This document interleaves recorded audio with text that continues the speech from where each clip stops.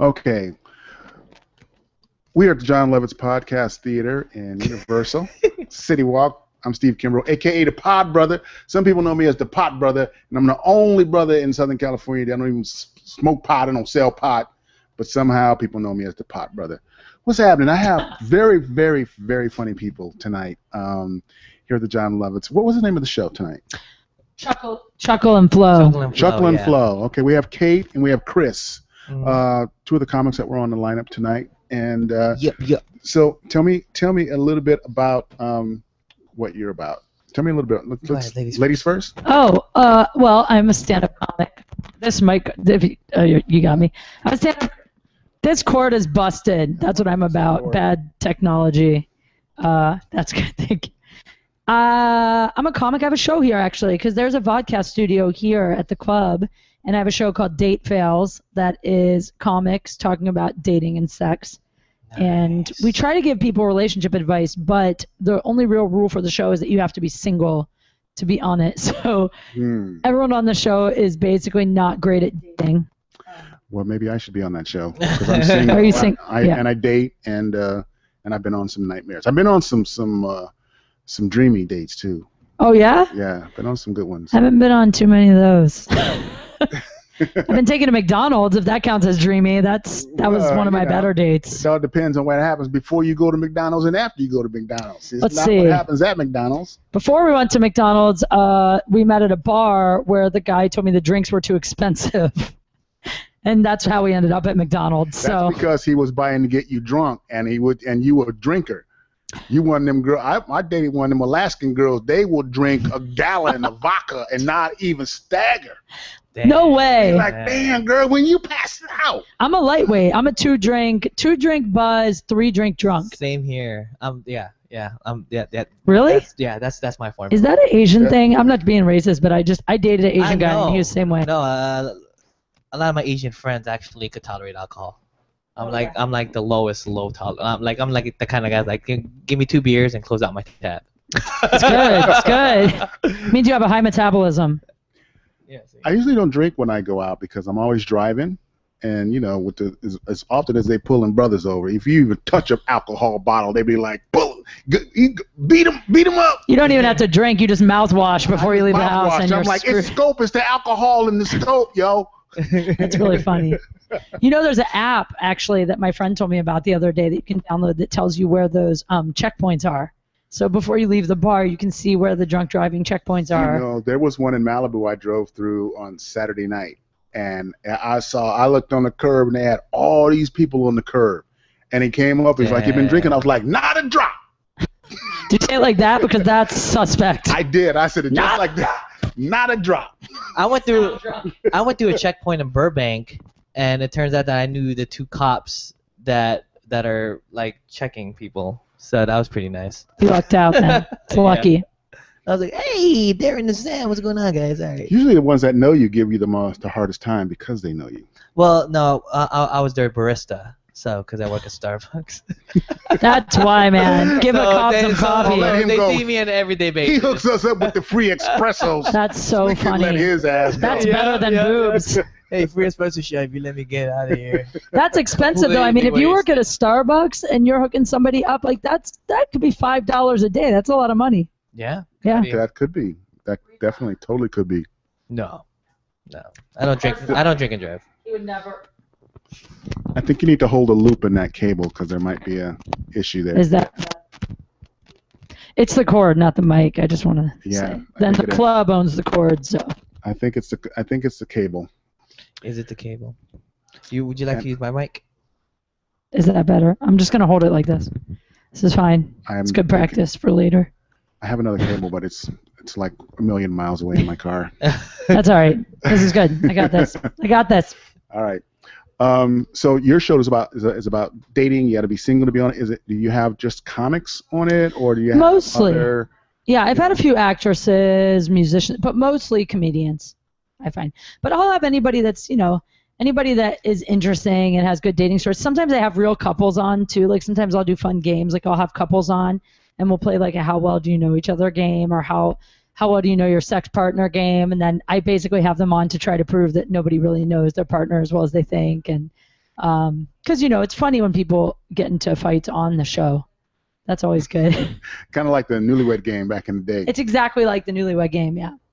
But it's cool, and we make prank calls to places. Right? Sometimes I prank guys on Tinder, and then I call them on the show. So there's a lot of things happening. You have married guys there, though. Do you do the I heard this on one of the radio shows where they, for Valentine's Day, where they were pranking guys, and they were calling them up and said, "Hey, you just won 12 roses." Ryan's Roses, Ryan Seacrest.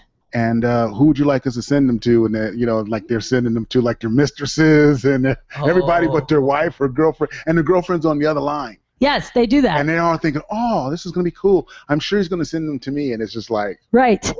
What? And then all of a sudden they know, "Oh, your wife's on the other line. This is."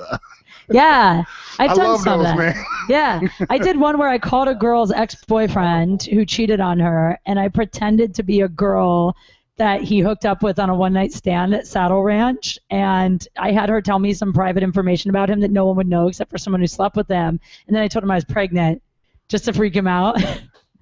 It was amazing. Mean. It was amazing. Dude, that would freak me out. No, but you know what? The guy was such a dick. He was like, "I'll go halvesies with you on an abortion." Like, he was such I'll go halvesies. That's what he said. We'll go Dutch into abortion. That's exactly what he said. I'll go halvesies. We'll split the tab at the clinic. Yeah. So, I mean, he deserved it. Like, I only prank guys that deserve it. I don't go for innocent guys. No. No. Okay. We'll give you that. Thank you. So you are you the type to give guys advice about dating, or more I totally thought you were going to say advice? blowjobs for a second. I was like, well, that's a whole nother show. I give. And we can go into that, you know, and that's a whole nother show. But you know, because sometimes here's what I find. You know, I find like, you know, a lot of women call me for advice in dating. You know, because they want the guy's perspective. Sure. And next thing you know, it's like I'm getting calls from like all these women about dating, and not too many guys are saying, "Hey, you know, what's up with the this or the that?" I give advice to both. I give advice to both. I have had. But Which the most that seeks you though? Like do men seek you out more from a female POV, or do women kind of seek you out? Girls call more. But when I post on like Facebook and Twitter looking for questions for the show, it's almost all guys that leave questions. But the things that guys want to know are usually stuff like, how do I know if she'll go out with me before I ask? Like, it's like fear of rejection type stuff usually is what the guys are asking. And girls want like relationship advice usually.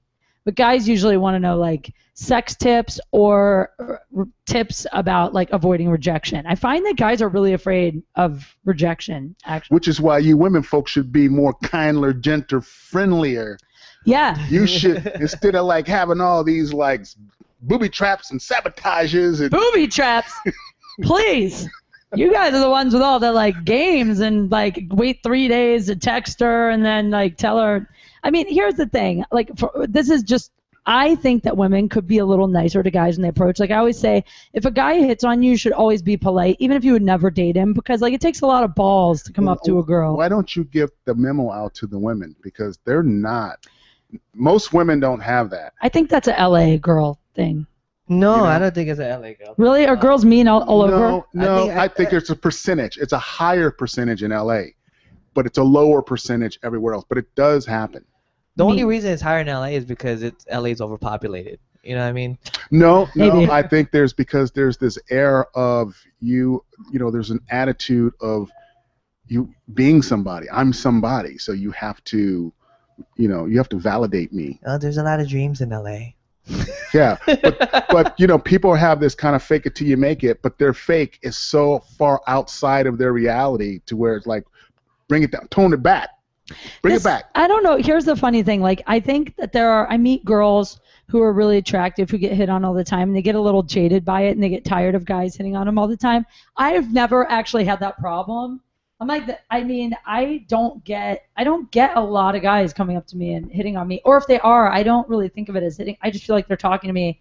That's my whole thing though, is I'm a little naive about when a guy is hitting on me. I just think guys are just being friendly, and I don't ever want to assume. Yeah, but how about you just play every guy every guy is attracted to you in some way and can be perceived as a come on if you want to look at it that way. Because if you strip it all down, every encounter, it doesn't matter who it is, a male to a female, can be perceived as some sort of a come on, even if it's not an obvious come on. Because here's what I've gotten. It's like I'll totally not even give a clue.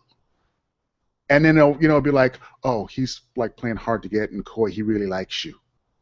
And he's coming on, but he's playing. I don't know, man. Like he's playing like really cool, like you don't exist. I'm so insecure that I just assume that they're never hitting on me until they actually try to make out with me. That's real talk. Like I never think guys are hitting on me until they actually their tongue is in my mouth, and then I'm like, oh, he likes me. He's interested in me. Once there's insertion, you're like, honestly, you know what?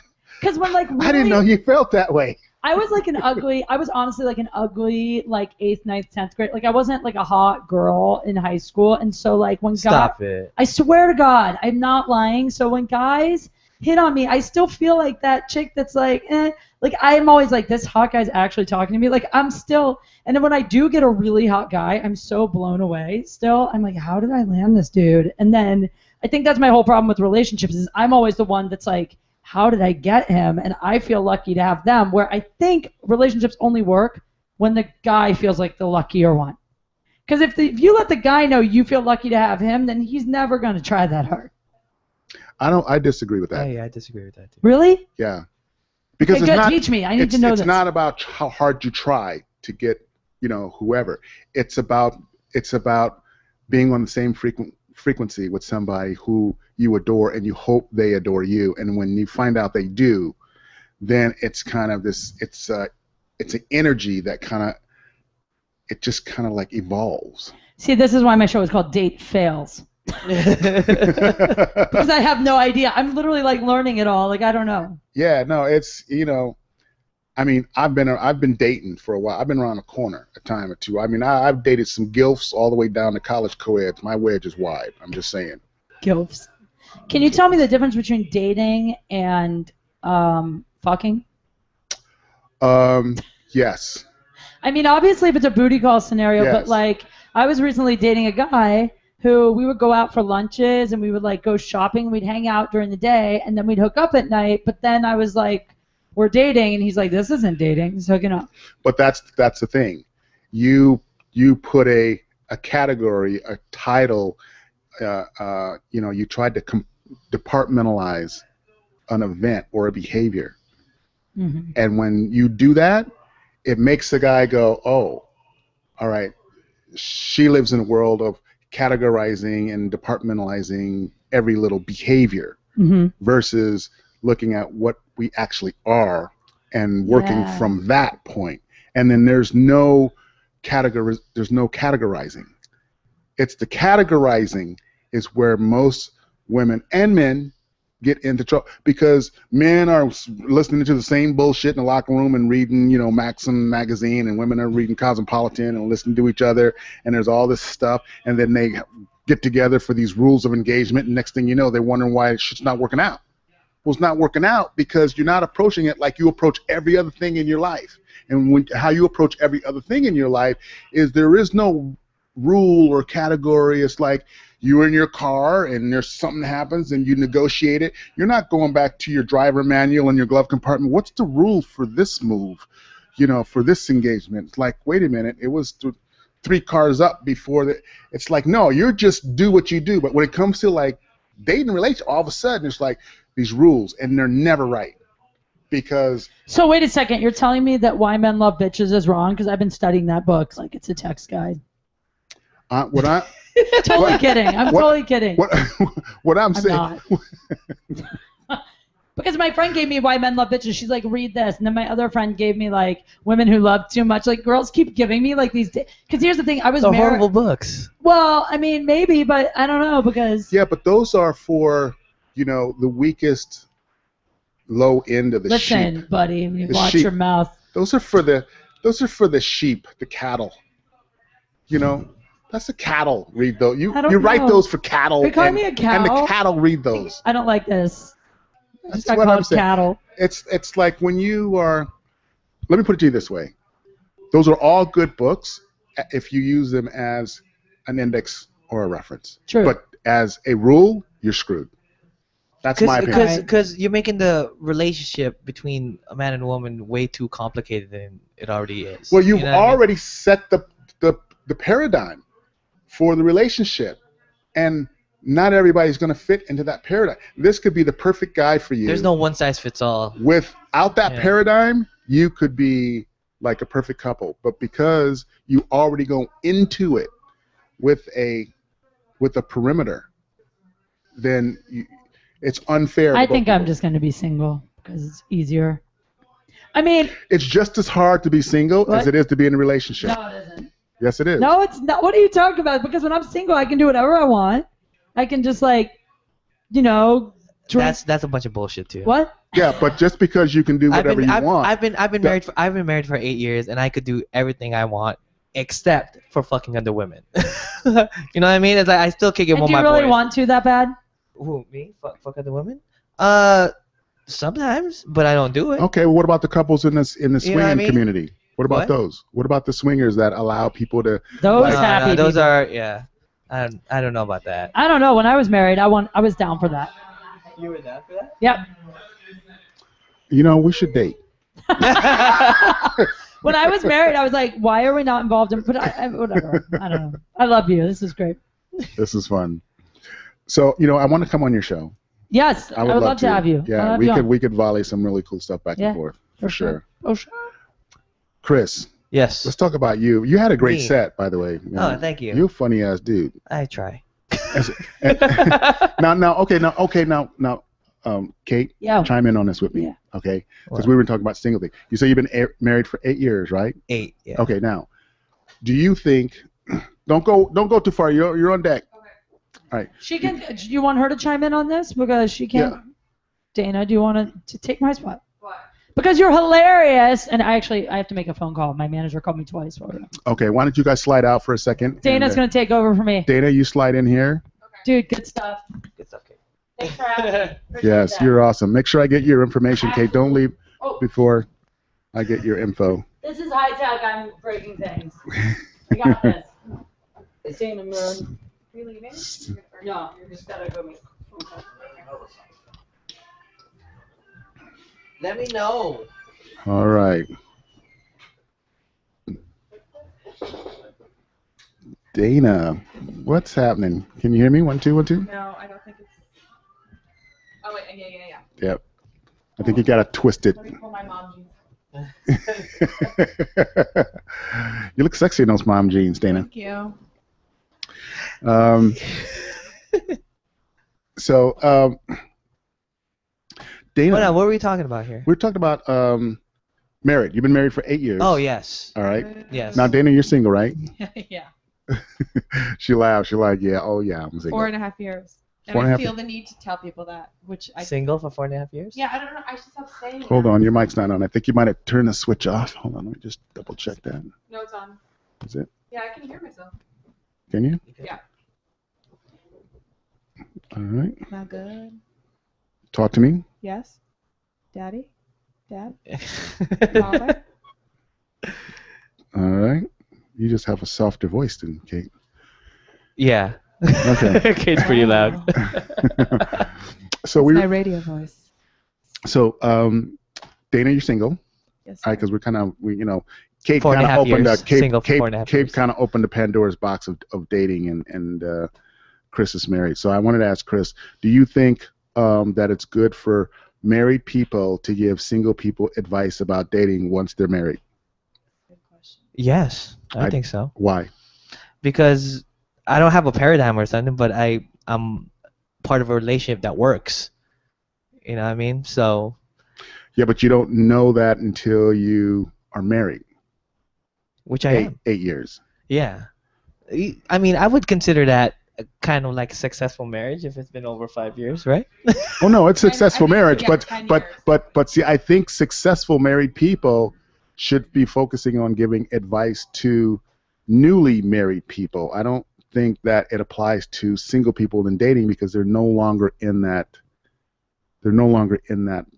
lane. Yeah, but if they dated a lot of women before leading up to being married, then why not? Well, if they've dated a lot of women, but I'm just thinking that once you are married, because I guess so. You dated a lot of women before you got married, right? Yeah, I would say 10 years, a decade ago. Yeah. Okay, so the women you dated a decade ago are completely different than a Dana right now. Yeah. So how would you be qualified? I would date Dana if I was single. I would don't know if you I would date me, Dana but... if you were single. Or Just get right to it. How So- come, are you? Can I ask you a question? Sure. Have you been married? Yes, I have. Are you married now? I am not. Why is it that everybody just kind of assumes that single people want to be married? That's true. I think my generation and the generation below me, I don't think marriage is, just because you're single doesn't mean you want to be married or in a relationship. I totally agree. I agree with that too. I agree that was it. But there's still a large population that feel that they have to get married. There's a lot of like corporateness that likes the married guy for advancement and for for the cog, the machine, the corporate machine. Christians. Just kidding. There's I'm saying I worked in the corporate world. When I was married, there was like opportunity in advancement. The second I was divorced, it was kind of like no. It's like they like the married guy. Corporate like the married guy. So young people who want to like advance in the corporate world, you're comedians, so you're the exception to the rule. You can do what you want. But in like the civilians, there's still that big push to get married. I think that number is declining though. Don't you agree? Maybe because we're biased because we live in Los Angeles. And people are And is that too? focused, Yeah. We're so skewed here and screwed in Los Angeles too. Because we're trying to talk as what, a fraction of the whole world. Exactly. You know what I mean? Yeah. We're just a single part. A single part in LA. We're not even a snowflake. We're like the little 5 prong on the end of the snowflake. We're the. I think about marriage sometimes, and I'm just like, it just doesn't seem appealing to me. Maybe it's because I'm 26, but it's like none of it seems appealing at all. And I don't know. I'm just like, I can't, like, the same guy forever, the same body next to me. I don't know. Is that a thought that you think of before you married your wife? You're like, this is the same vagina forever. Can I say vagina on this show? Yeah. Oh, am I supposed to hold The this? same punani forever. At that angle, that's better. I think that's my biggest fear is like, because I was in a relationship for 5 years, and after like a couple years, I was like, all right, this is. I want some new dick.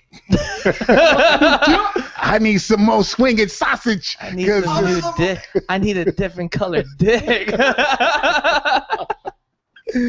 Oh, man.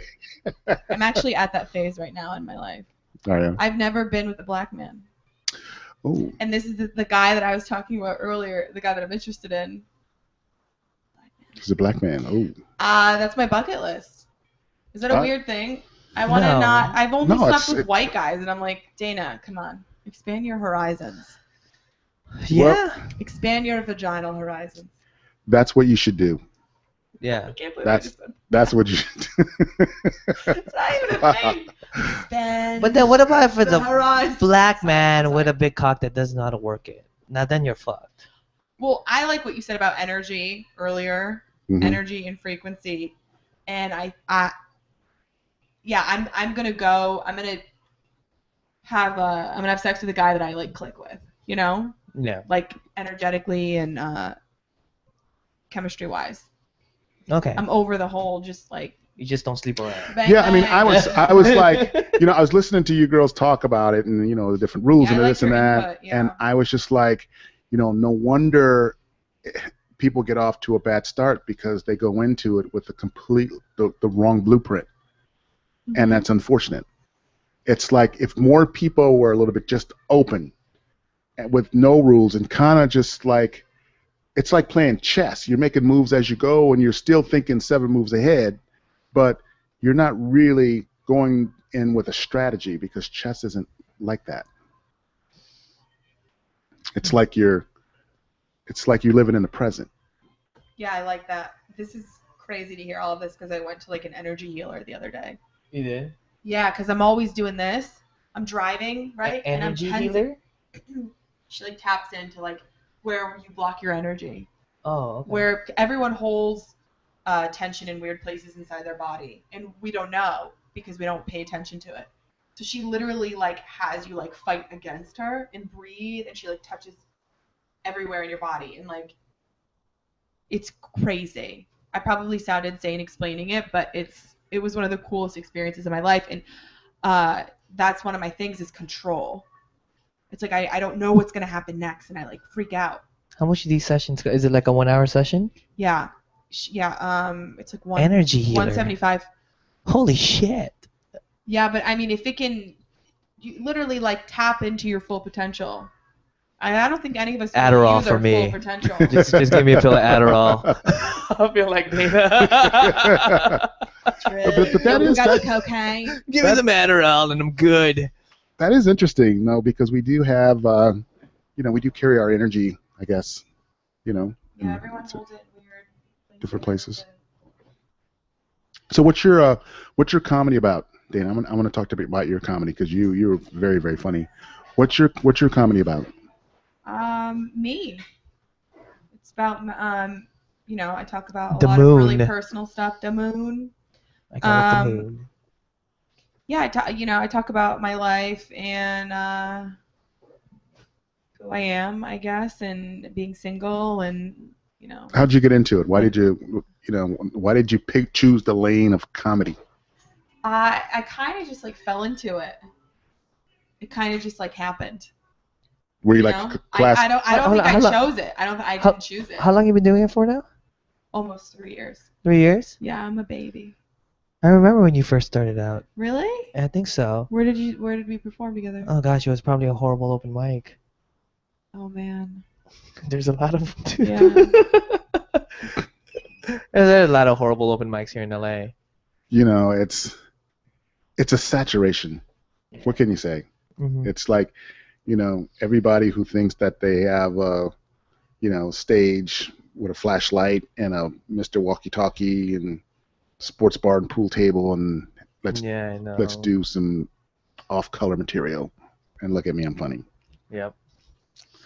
Yeah, I didn't want to do it. I was doing improv classes at the Groundlings, and a couple of my friends in the class were doing it, and they were inviting me to their show, and they're like, "You should do it. You're so funny." And I'm like, You're like, no, I'm not no, like give me that the mic. funny to be. You know what I'm saying? I didn't. No, I literally was like, people were telling me to do it, and I started writing, and it became a huge fear, which was really interesting. I would think about it, and I would get so afraid of it, and so my big thing is like whatever I'm afraid of, I need to do at least once. So I told myself, all right, I'm just gonna do this once. My friend hosted a show in downtown. He was throwing me on at the end. I invited my friends. I was like, I'm just gonna go up once, see how it goes, and it was like, I got off stage, and it was like no other feeling. Yeah. Like I was like, I think this is what being on every like type of drug in the world is. Yeah. I was like, everything just kind of like clicked in that moment, and I was like, oh my god, all my whole life has never made sense, and now this is what I have to do. Awesome. It was like yeah. And so ever since then, I've been Epiphany. kind of obsessed with it, yeah. That's cool. Good That's for cool. you. Sorry. Good for you. You see yourself kind of evolving into TV, sitcom, film, Yeah, for hardcore sure. road warrior. I mean, your background is improv, so I think maybe TV and film is a good evolution for your stand-up. I like writing a lot too, like those sketches. But it's one of those things where it's like I want to be on the road all the time. It's like Well, there's something to be That's why said about the road is what really evolves your stand-up. Mhm. It almost it accelerates your stand-up Oh, for sure. like maturity, and because there's things that you find, the things that happen to you on the road that just don't happen to you like when you're just banging around town, because it's. And it's a testament to your material too. It I know really a lot is. of guys It really that is. kill in LA and then they get to Bakersfield and they can't last 10 minutes. Yeah. You know what I mean? Trust me when I tell you. I mean, I worked cruise ships and colleges, and I started my career in Chicago. I moved to Boston, hard comedy town. Boston? Yeah, hard comedy town. Really? Yeah. I was Are you from Boston? I was there last summer.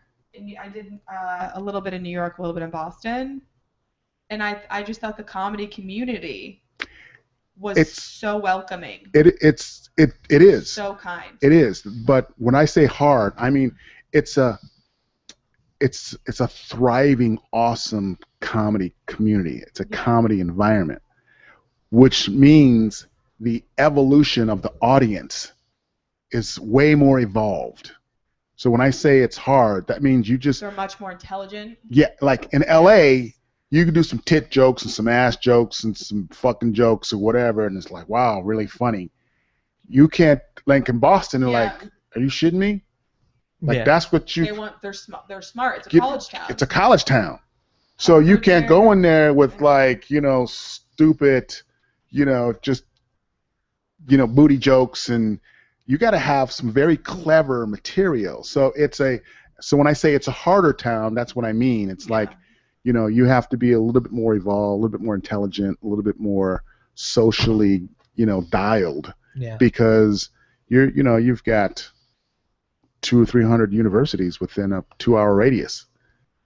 So, you gotta know your stuff.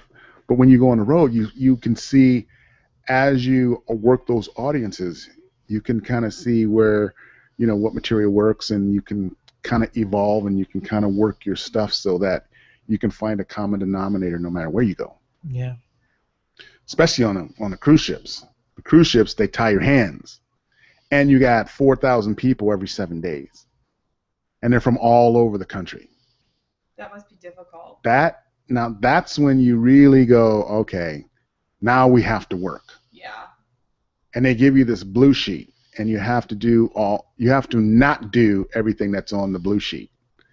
And you find out that you just hacked out of your hour and 15 minutes about 45 minutes of your show. Wow. Now you're in your cabin writing to try to fill what the blue sheet pulled. And that is when is a real testament of your comedy as well. Guess so. I remember. I don't like limits. I don't like them saying this is what you can't talk about. Even if it's something that I don't talk about, I don't know why that frustrates me. Well, But I guess it's paid. I get it. Yeah, if you're professional, you're gonna do. I mean, like you are getting paid, and they say here's the perimeter. So if you're professional, you're gonna work within that perimeter because you're professional. Now, your home club, you're gonna stretch out and do what you want. But you're on the road. But even that, I mean, I think every comedian's goal is eventually sometime down the line they want to make money, and I think the way to maximize your profitability as a comic is to set up, as far as limits are concerned, to not go all too blue. I mean, you've got to go clean if you want to, That's all. Well, the best advice that I got. You have to work clean. You have to work clean. The best advice that That's I got. what Jay Leno told me 2 weeks ago. Yeah. Told a bunch of comics in a table that he did a guest spot at the Improv, and as soon as I got out there, he was just talking to like 7-8 comics, and I was one of them, and everybody just stayed silent. He was just spitting wisdom for like 20 minutes. Or everybody's eyes just like yeah, and it was every 5 minutes. You gotta work clean. Gotta work clean. He's from Boston. Yeah. So we got that foundation from that very sophisticated. Yeah. And he gave a good example too. His story is back in the days. Richard Pryor booked a corporate gig, and they basically pulled out the last second and hired Jay because he was the cleaner comic, because Richard was pretty edgy. Yeah. So at the end of the day, by me, it's at that point it's like you're Richard Pryor. It doesn't even. he's still Richard Pryor, you know. Yeah, that's true. Yeah, Obviously, it didn't hurt his career. Yeah, I know, obviously. Yeah, if you work clean, you can always throw blue language in when you find a crowd that's a little bit edgier. This crowd tonight. Am I cutting out? You're just a little bit. Oh, I can't move. Sorry. This crowd tonight wanted dirty. And you gave him You the can Dana tell. Moon dirty. I wasn't gonna go dirty. I really didn't plan that. I didn't plan it, and they were just going crazy for the end. So I was like, all right, I'll give it to you guys. I went dirty too. Well, you know, you got the license to go dirty here if that's what they're looking for. So Yeah. I mean, I you have know. the most fun doing dirty. I want all my crowds to be. I feel like they were silently like, get more appropriate. Yeah. Yeah, but seriously. it's a double-edged sword. Sometimes you just really want to get blue and dirty and just have fun and just dive in the mud and just do like a mud mosh pit and it's fun. But other times you want a challenge to see just how witty and clever and clean you can you really want to kind of stretch the other side, the other. I mean, the best would be to find an even medium. You know what I mean? Just right in the center, not too dirty, not too clean, just right in the center. You know. Well, you know, when that's one thing when I was working at cruise ships.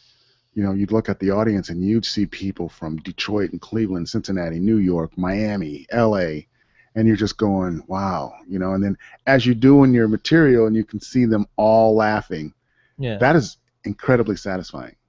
Yeah. That is, you know, it's just as fun as when you go blue or, you know, you're doing some, some really edgy. Have you ever done the hostel or any hostels? In Santa Monica. Santa Monica? That one? Yeah. How'd you like that? I really like that. Because that's a do. testament to your material. That's if international. you could do a hostel, That's international. If you could do a hostel and you could make people from different countries laugh at your shit, then Hooters. The comedy room on top of Hooters on Hollywood Boulevard is very difficult. I think it's the most difficult room. No way, not as. I think you have to eat that mic Then the too. Big Fish. Because people they're drunk, they're foreign, okay, and they're just stumbling across Hooters. I guess worse than the Big Fish. Into that room, right? Yeah. And they're screaming out things, they're heckling you. Look at us! To kind of roll with that and still try to get your material in and still like have fun. I mean, I've eaten so much shit in that room, and then I've had sets where like it's one of those workout rooms that really can strengthen you. Yeah, that's for damn sure. I love rooms like that. Although I was so upset after, this is like over a year ago, I went home and I was like the worst set of my life, right? Yeah. This foreign guy in the front just was heckling me and was saying this was at the hostel? Things. This is the room on top of Hooters. They call it Good Time Comedy Club. It's just a room on top of Hooters. And I went home and I was like so depressed, and at whatever reason nobody texted me back, and so I made cookie dough.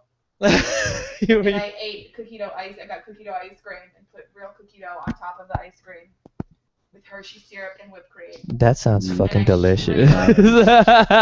Nice. You ate your depression. You ate your depression? And got so sick and then I went to sleep. Damn. Well, I want to get the producer of the show, and did he? Yeah, you want to Here. get in here? Get in there, Jamal. Or you want to take? Yeah, here, take my mic. Chris, great having you, man. Thank you. Make sure I have your information before you leave. Oh yeah, of course. Here you go, G. Are you guys kicking me out or am I staying No, in here? Dana, you can stay in there. Has my mic been off the whole time? Been off the whole time. That's why. Can they hear me? We can hear you, but you were bleeding into his mic, so we could still hear you, but we weren't. Oh, they couldn't hear me. Yeah. It's like spaghetti down here. Yeah. Spaghetti. Yes, that was step high over wires. Vomit on his sweater already. Chris, I love you. You're great. Oh wait. Okay, am I trapping you with my long Now I know cable? when it's on or not. Okay. Yeah, but I said it and I did it. I did it and I said it. Yeah, we matching should I with our hold it? ripped What is jeans. going on? Oh my God. Yo, what's up? This is like one of those commercials with a GoPro. Yeah, this is a GoPro cam. Did everybody leave the club? Where is everybody? Pretty much, yeah. The show's over. We're just, doing all the business and paperwork. Chilling in and my whatnot. blue tee. What are we doing? What's going on? Are we Alright. live right now? We are live. Oh my God. We're live on YouTube right Hi now. world. Hi world. Oh, wait a minute. Now you can. Oh, hi world. Hi world. Hi. Now This we is got Dana. you. This is Dana. This is Jamal. This is Jamal. Jamal, your show was very cool, Gina. man. Yeah, it Very was cool. really Very fun. funny. Thank you. And you know, I love the improv. I love the energy. I love you know, the whole like spirit, style, and theme. And Yeah. you know, it's Yeah. kind of, if you were to take, you know, a little bit of standard traditional stand up and throw in kind of like, you know, some urban freestyle hip hop, That's you what we know, next generation, you know, shit. How this show even came to be is I had a show. I still have the show. It's called Sappy Hour. And it was after another show that was it was the 10 o'clock show, and they had like an 8 o'clock show, and Carl was hosting the 8 o'clock show, who's the co-host of Chuckle and Flow, and they were like, Jamal, go up and announce the show. And me and Carl were on stage at the same time, and we started messing around. He does impressions. I'm freestyle rapping. He's funny. He has some great Oh voices yeah, too. yeah. man. He's got a He's a million of nut. them. He's talented. And they watched the footage later, and they were like, "You guys are awesome together. We should make a show." And I was like, "Yep, we should." And it's like, "You guys known each other for a long time?" I was like, "Nah, I met him like 2 weeks ago." And it was like, "What? We thought you guys were best friends. You guys have good chemistry." And I was like, "I guess." And so then they, I guess. sure, whatever. And then we have a show now. It's been going on for months and months. I don't know. I don't keep track of time very well, but yeah, it's a lot of fun. We try to book hilarious comedians like Dana, and Oh, thanks. we try to get some comics that are that spend a lot of their time putting energy into their sketches and filming stuff, Mhm. so that not everybody gets an opportunity to showcase those things. Tonight, Dana actually showcased her entire sketch from what's it called? Cheat Day. Cheat Day. She showcased all of them tonight. It was like exclusive for the people live here at Jon Lovitz. So it was awesome. Can I just say that I know I told you this before, but tonight I had the most fun I've had on stage in like a really long time. Yeah. This room is so cool, and the energy that you guys, I think you and Carl, like how you guys started, you know what I mean?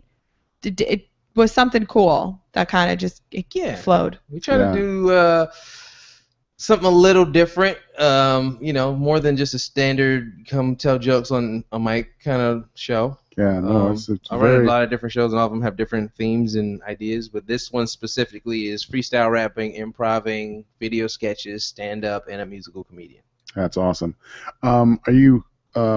What's the rotation? Once a month or every week? We're going from. This is the last Sunday that we're going to do bi-weekly, and then October throughout the rest of the year we're going to go once a month. So check us out again, October 26th, Sunday, October 26th. Awesome. At Jon Lovitz Comedy Club, 8 p.m. Cameras over here, where I'm pointing at. Okay. Oh, hold on. Here, let me give you this one. 8 p.m. 8 Give you that one. 8 p.m. 8 p.m. 8 p.m. right here, guys. Jon Lovitz Comedy Club. It's right here, guys. We're very appropriate. It's in Dana's vagina on the 26th. October 26th. Get out there. I didn't say the full word, Mom, if you're watching. She said putty. I said she did a self-edit. Your mom doesn't like you using the P word? No. She doesn't like petunias? She said today on the phone, she said, fuck it. I've never heard my mom say that. What? In my whole life. So funny because and I've never loved her more. Crip, and she cusses every day. Really? Like when I was 9, we used to listen to NWA, and me and my brother would try to edit the words. It's so hard to rap any gangster lyrics editing the words. Edit, yeah. And my mom was like, "Just say the cuss word, shit, fucking up the song." I was like, "Thanks, Mom." And you're 9? Yes. Can I just say, I'm 26, and even hearing adults that are parents swear still is weird to me. I know, because my parents never swore around us. That is so fun. My dad. Isn't that kind of a weird thing to do? But my mom did every day, and my grandmother. See, I had 2 schools from that. I had adults that didn't cuss and they edit themselves around us kids, and then I had the adults that cussed around us kids and be like, "What the hell, them damn kids need to know what these words are. What the hell, you better let them kids know what time it is." I never grew up going, "These are bad words, don't say them." Like I remember the first time I ever got in trouble for cussing. I had Mad Libs, and I filled all the Mad Libs in with bad words.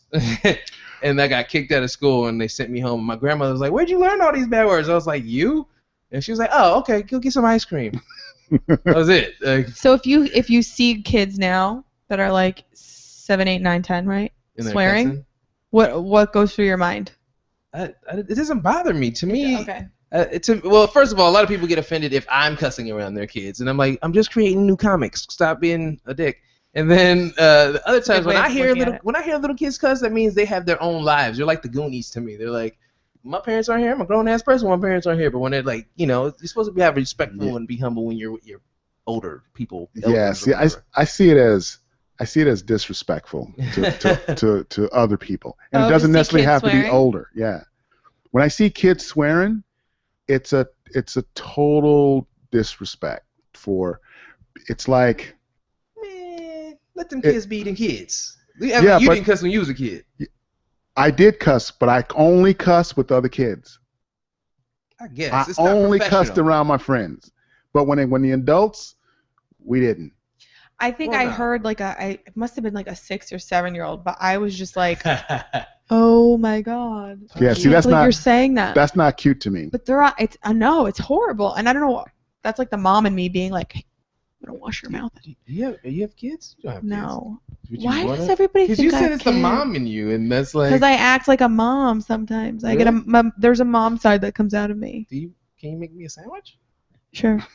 And some chocolate milk. Chocolate milk. Cookie. I make really good chocolate chip cookies. Do you really? I'm so excited. I'm dating her Dana's now. on the list, man. Dana is on the list. I don't like to cook. I like to bake. I used to love baking. I love baking desserts. It's like my favorite thing in the world. We have something in common. Toll House cookies, Dana? Yeah, I do them from scratch. The chocolate chips. What? From scratch. You are so white. I love that. So white. Oh my God, I've never had a That's like a Betty Crocker reference. It's like, you're so Betty Crocker. No, but I don't cook. Men they want women that can make them like some steak and chicken and Nah, I can do that stuff shit like myself. that. The desserts, like The desserts, yeah. being able to. No, baking is an art. That's like a skill. That's you gotta. I thought about starting my own bakery. Are you serious? Dana's Donuts or Dana's Holes. Before Dana's Donut Holes. Before comedy, I was just kind of like lost. I'm like, what am I doing? I should just start a bakery. Banana bread. I love making banana bread. I've only had banana bread once I make in my mean life. banana bread. You gotta be good to make banana bread, because banana bread can be dry. It can be bricky. Dude, my banana bread is healthy. I do all the healthy ingredients. I've had banana bread that's a burn on the outside and still wet and doughy on the inside, and it was just like, bleh. You're turning off banana bread for me right now. I'm just saying, if she says she can make banana bread, I'm a very high. Is banana bread the same as monkey bread? I'm a high judge of banana bread. Okay, I'll have to make you some. Is monkey bread and banana bread the same thing? Monkey bread? Angel bread. Angel cake? Angel cake. That's different. I don't know anything about dessert. Okay. I don't eat a lot. Can you just look at me and say, I know, you're very skinny. Banana bread from monkey bread to angel food cake. To like brownies. Is it brownies? Banana bread and brownies? Make this food. I'll eat more. Banana bread is made with bananas. Banana bread. Oh, wait, no. I don't know what monkey bread is, like a combination of weird things. There is a thing called monkey bread. Yeah, though. I don't. Okay. I've never made that. I don't know what that is. It's the same as angel cake. Angel food? Yeah. Is that the same thing? I think monkey bread and angel food is different. Okay. Angel bread, angel cake. Angel cake. Yeah, it's different. Eggs. It's lighter, it's fluffier, it's got like a little chocolatey on the bottom, and it's upside down. There's so many desserts. I'm so yeah, it's different. Sheltered from food. Like, monkey cake. My whole family's fat. They just put me in the corner. It was like, you're gonna eat peas, and I eat peas, and they're just eating cake. Oh, ha, ha, ha, ha. Chocolate milk pouring on their faces. I was the weird kid that was like, more Your broccoli. Your family's fat. You the only one. I really am. Everybody's fat. My little brother is like 320 pounds. Wow, he's got 100 of your pounds. He's my younger brother. He's not my little brother anymore. He's like 33. He's got kids and they all eat food. But dude, fat children. It's scary. It really just my heart kind of like hurts a little bit when I see it. Well, I feel like okay. And why are they always in Target? It's like fat kids hang out at Target. I thought you was gonna say Walmart. What video game is Walmart? Every time I go to Target, I see fat chunkies, little running around. See, my thing is like human beings are supposed to like store fat because then when you're old and you can't eat anymore, then you can just live off your fat for the last 30 years of your life. Well, if it only worked that way, but it actually See, when I doesn't. get old and die, like when I'm 74, I'm just gonna die instantly. We'll break a hip or some shit. It's not like long-term camo hump theory. You can't like stock up when you're young and then live off your fat when you're old. Because then you get all fucking skinny. It's like, damn, she used to be so fat. That's like the worst health plan ever. That is like. I always wanted to be fat my whole life. Like everybody's fat. My aunt. And I was just like, I want to be fat. I want to be fat. I wish I could breathe all heavy. Teach me your ways. Of not eating? Just don't. You just have don't a. eat. You, I live on trail mix. Trail Well, that'll mix. do it. And I need breakfast in the pumpkin morning. seeds. You eat breakfast in the morning? I need breakfast. I I need French toast this breakfast morning. food. I need like eggs or cereal sausage or with banana. cheese. Breakfast food? You need like a mushroom, spinach, I avocado have like omelet. a Gatorade Yeah. for breakfast. Some salsa. I love salsa. Peanut butter and Salsa. jelly. I live on peanut butter Oh, jelly. that's so good. Trail mix, pumpkin seeds, Pumpkin seeds. Gatorade. So your season's coming up because there's a lot chili. of pumpkins gonna be out. You collect them all and bake them and. I know. I like them that way You though. just- I like them raw like that. They're so delicious. And for the people listening and watching out there, pumpkin seeds are actually good for your penis. I mean, you just made that up. That's a real thing. Nuts are good for your nuts, guys. It's Well, for I your knew that. Pineapple prostate. juice. I knew that. I know almonds because I Almonds dated too. a woman. She put almonds in everything. Pineapple Yeah. juice Like- is for the taste And of your she was. Wait, Taste what? of your semen. Yeah. so that you have sweet What? semen and not sour Oh. semen. Pineapple Yeah. juice is for the ladies. I got that from a bartender. She was like, I "You need thought more pineapple juice is for guys. It's so that your It's- cum tastes good, though. For the swallowers out there. What about cranberry juice for women? I thought I'm supposed to be drinking that. or That's something. supposed to be for That's- your urinary tract infection? Yeah. I'm a naturalist. I like normal, like I don't take medicine, and I haven't taken aspirin in maybe like 15 years. Like I just don't. If I have a headache, I just drink water and go to sleep. Well, chances are you just probably need to hydrate your brain, which 9 is why. times out of 10, you need water. Yeah. I think it's everything's water. My one friend, she's constantly has these like ailments, like stomach pains or headaches or there's always something wrong, and Is I'm she like, Jewish? she is Jewish, yeah. Jewish people have a lot of ailments like that. But I go, you don't drink any water. Duh. She never. Like, how does somebody go in a whole day with drinking like maybe one glass? I do that You a lot. know, That's you crazy can to me. go. You can I'm- go I 3 drink- days without water before you die. Do you guys know how much water I drink? It's disgusting. Like a liter? Like, a gallon? I'm like a gallon a day. That's good, though. That is good. Like, I That think means there was that a means point. your organs are working at optimum. I pee every 30 minutes. That's You're good. flushing. You're flushing your system. I thought like when you drink a lot of water, eventually your body changes and then you don't have to pee a lot. I mean, I think it's weird. No, I basically, crave water it's, all the time. it's like if your body knows you're going to be hydrated, then it releases water. If it doesn't think you're Oh. going to drink, it holds the water. Same Oh. thing with your food. I think if people just drank more water, they'd have less health problems. We should just For sure. stop. But you pouring also water have on to our have heads. access to a bathroom every 30 minutes, and It's That's- annoying. that's It's not You have easy. to stop off if the you're a freeway truck to pee. driver, Yeah, like you're like, oh no, I'm on the freeway, I gotta pee. You have to get off. I can hold it. I'm pretty strong. You have strong bladder muscles. I believe it. That was really She- gross noise. I'm she so did the sorry. sound effects with that. I could actually see the visual of it. That is a. And I thought of this while running today. I was like, I should do an impression of a vagina and just, and then I was like, what am I doing? You know when you have these jokes come in your head? Yes. Usually I get them when I'm running, and I was like, oh, this is brilliant. And then I was like, what? What am I What? doing? Huh? No, I do that every joke I ever write. Like, It's the what am I dumbest thing doing? ever. And for a minute I go, oh, that's brilliant. The crowd is gonna go crazy. The And then I stupider it do is, the more likely you are to be like, this is brilliant. If I act like a monkey burning in the sun, Yeah, this well, will you be know, brilliant. if you work in an LA crowd that's been smoking pot all day, then yeah, they'll be like Probably. laughing like crazy. Dude, by the way, have you done that show? Which one? in North Hollywood on Tuesdays. Yeah. Ryan's Room. Oh yeah, I've done it like 7 times. They love me there. It's in a smoke shop. It's a underground I don't want to say a dispensary. It's an underground hash bar. So it's like a speakeasy. It's like behind a false wall. It's completely hidden. Everyone's smoking. You go in there. It's a super tight, packed room, and the whole room is filled with hash oil smoke. Everybody's taking dabs, and the comedians get, I don't know, like 8 minutes to do it. I never know what I'm gonna do on that show. I go up there like. Are you high when you do it? Every time, just standing in the room for 10 minutes, you get high. Dude, I don't smoke ever. Like I just don't, and being around it makes me want to smoke. So and I try to like get down with the homies, you know, and I was like, they're like, do you want some? And I'm like, yeah, like for sure, just a little bit. And I tell them the tiniest bit because I'm performing, right? I took the tiniest bit, and then I was in there for 10 minutes? Yeah. High out of my mind. I thought I was dying on stage. I don't even know what I was talking about. I don't even know if it was funny. I like, never know. I know they laugh. People were laughing, but I'm like, these are all the wrong laughs. But the thing about the show is and then they're I had super to, stoned. Oh yeah. I had to drive. Here's the shitty part. I had to drive to another show after cable, that. It might be better if you loop it. And I passed. Hold the mic. There you go. It took me. I passed the place the next show I had 4 times.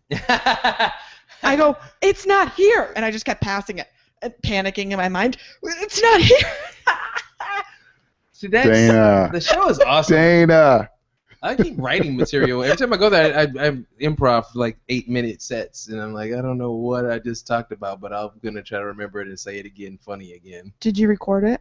Never recorded at that room before. But I recorded created like listen. 15 minutes at that place. It's awesome. I run a weed show too. It's called The Roll Up. It's in Inglewood. It's in a warehouse. Thanks for and never sponsored by Caviar Gold. That's my sponsor. Thanks, guys. It's underground comedy meets underground rap. So if you like that kind of stuff, follow me on one of those websites. You know, it's getting kind of late. I know they might want to shut the room down here. Where can we follow you, Dana? Where can we find you? At Dana Moonme on Twitter and on Vine and on Instagram, where you may or may not see my butt for the punchline because I run out of punchlines. She's always got her butt out, guys. I mean, it's not a bad thing. And where can we find you? No, in Inglewood at the smoke shop. You can, all my shows are posted on ReverbNation.com/ProfitPan, PROPHITPAN. My music, my videos are on there as well. Go on my Silly Ass Podcast Facebook page, and all our I have a company called Silly Ass Productions, and we run like 6 comedy shows, and they're all our shows will be on there. So just go on there or follow us on Twitter. We'll always post it up on there, and at Silly Ass Podcast, all our memes and silly shit that we do every day. Awesome. Come check it out. I think we should do this again. This was fun. Yeah, come on down, Kimbrough. We got it. I want to see how you roll, and I didn't get a chance to see a lot of the show. I kind of was peeking my head in every once in a while in the middle of setting this up, but it's cool. I could still hear through the door, and everybody did a stellar job tonight. I'm extremely happy with the lineup and the level of quality of the show and the performances from each and every comedian tonight. It was one of those nights where you're like, yay, I'm not stressing out about a show because everybody's doing awesome. Everybody showed up on time and smashed it, knocked it out the park. It makes my job so much easier. Awesome. Well, make sure I have both your information so we can keep it in the loop. And I'll send you the link to what we did tonight. Cool. And for the 2 of you that's watching us, thanks for watching, and stick with the PodBrother. Big ups. All right.